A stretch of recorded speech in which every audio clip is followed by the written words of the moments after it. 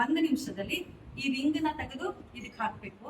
Plus ಈ ball ನ brain vita game ಅಂತ ಹೇಳಿ, ಈ ಬಾಲ್ ನ ಈ ಕಡೆ ಹಾಕಿದಾಗ ಮತ್ತೆ ಬಾಲ್ ನ ತೆಗೆಯೋದು, ಇದೊಂದು ಗೇಮು.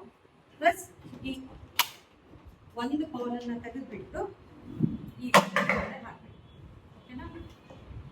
ಪ್ಲಸ್ ಅದ್ರ ಜೊತೆಗೆ ಈ ಬಾಲ್ ಇಂದ ಒಂದು ನಿಧಾನಕ್ಕೆ ಹಿಂಗ್ ಹೊಡೆದು ಇದನ್ನ ಬೆಳೆಸ್ಬೇಕು. ಓಕೆ, ಇಷ್ಟು 1 ನಿಮಿಷದಲ್ಲಿ ಅಟ್ಲೀಸ್ಟ್ ನಿಮ್ಗೆಲ್ಲ ಕಚಪ್ ಮಾಡಬೇಕು.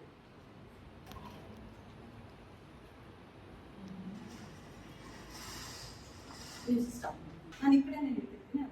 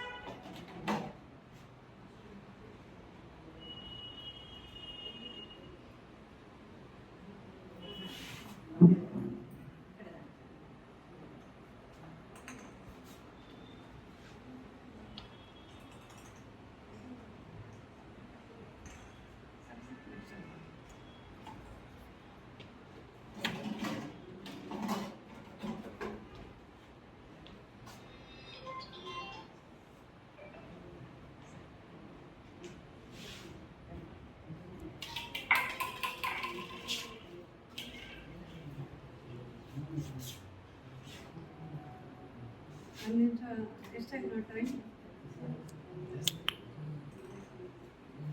Okay, stop. ಈಗ ನಿಮಗೆ ಮಾಡ್ಲಿಕ್ಕೆ ಏನ್ ತೊಂದರೆ ಆಯ್ತು? 1 ನಿಮಿಷ ಟೈಮ್ ಕೊಟ್ಟೆ, ಅಲ್ಲಿಗೂ ಎಕ್ಸ್ಟೆಂಡ್ ಮಾಡಿದೆ, ಆದ್ರೆ ನಿಮಗೆ ಕಂಪ್ಲೀಟ್ ಮಾಡಿ ಕಷ್ಟ ಆಯ್ತಲ್ವಾ? ಏನ್ ತೊಂದರೆ ಆಗ್ತಾ ಇತ್ತು? ಒಂದ್ ಕಡೆ ಕಾನ್ಸಂಟ್ರೇಷನ್ ಮಾಡೋಕ್ಕಾಗದೆ ಇರೋದ್ರಿಂದ ಕಂಪ್ಲೀಟ್ ಮಾಡ್ಲಿಕ್ಕೆ ಇದು ಮಾಡೋಣ ಅಂದ್ರೆ ಮತ್ತೆ ಇದು ಮಾಡ್ಬೇಕಿತ್ತಲ್ಲ, ಮತ್ತೆ ಅದನ್ನು ಮಾಡಬೇಕು ಅಂತ ಅನಿಸ್ತದೆ. ಈಗ ಒಂದು ಕೆಲಸ ಮಾಡೋಣಂತೆ, ಒಂದೊಂದೇ ಹೇಳ್ತಾ ಹೋಗ್ತೀನಿ, ಅದನ್ನ ಕಂಪ್ಲೀಟ್ ಮಾಡಿ ನೆಕ್ಸ್ಟ್ ನಾನು ಏನು ಹೇಳ್ತೀನಿ ಅದನ್ನ ಫಾಲೋ ಮಾಡ್ತೀನಿ. ಈಗ ಇದಕ್ಕೆ ಹಾಕ್ತಾ ಬನ್ನಿ, ಈ ರಿಂಗಿಂದ ಸಣ್ಣ ರಿಂಗಿಂದ ಅದಾದ್ಮೇಲೆ ಬ್ರೈನ್ ಈ ಕಡೆ ಬಾಲ್.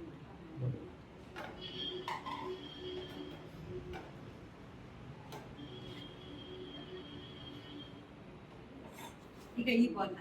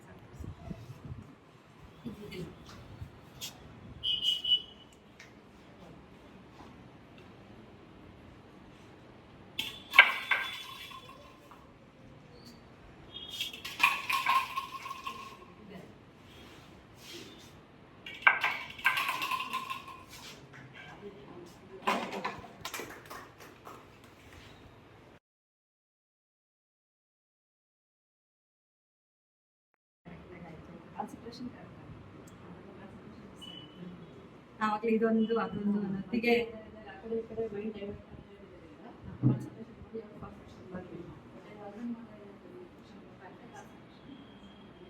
ಥ್ಯಾಂಕ್ ಯು ಅವ್ರಿಗೆ ಜೋರಾಗಿ ಒಂದು ಚಪ್ಪಾಳೆ.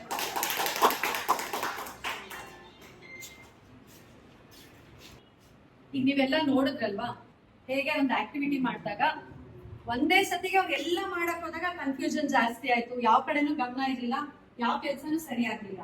ಅದೇ ಅವ್ರ ಸೆಕೆಂಡ್ ಟೈಮು ಒಂದಾದ್ಮೇಲೆ ಒಂದು ಕ್ಲಿಯರ್ ಇನ್ಸ್ಟ್ರಕ್ಷನ್ಸ್ ಕೊಟ್ಟಾಗ ಒಂದ್ ಆಕ್ಟಿವಿಟಿ ಆದ್ಮೇಲೆ ಎಲ್ಲಾನು ಸರಿ ಮಾಡಿದ್ರು. ಅದಾಗಲೇ ತಪ್ಪು ಮಾಡಿದ್ರು, ಅವ್ರಿಗೆ ಇದು ಮಾಡೋದು ಅದ್ ಮಾಡೋದು ಅಂತ ತುಂಬಾ ಮೈಂಡ್ ಅಲ್ಲಿ ಡಿಸ್ಟರ್ಬೆನ್ಸ್ ಇತ್ತು.